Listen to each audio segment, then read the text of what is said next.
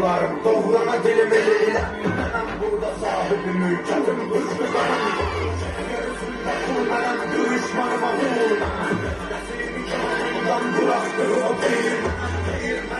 Kırmızı gözlerim çalkala gibi salaram. Bırak toz toz duman ben. Yermerim amandan bir bak eybete. Tanımlar beylete. Bağlayan ısrarete. Bağda işimi doldranamaya ticarete. Kuşama cezarete mübarezem. Başıma gittiğini sökenim. Elimle verim vatana vatanım. En öteden bir çoğunu beni yer. Bu yanım bana tücümü meli yer. Mayak olucu kurtlar. Rekseli gir yer. Gelir cengeli gir. Elim tüfengime. Kim gelir cengime. Koladasım o cengine. Ha köyüme hırkır. Gözüm korkuya hırkır. Benim elimde türküm şükür.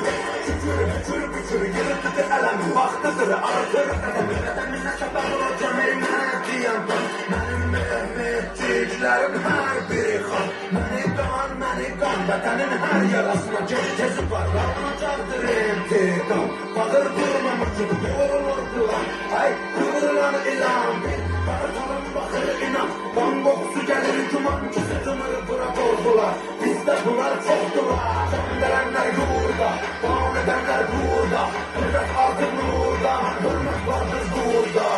Kuzeyde çalan güneş. Güneyde parlar. Türkçülü elimlerim. Valla boğazımı darlar. Yerlene durmadan ölümden kablar. Türkçem diğer diğer dişkiler bu darlar.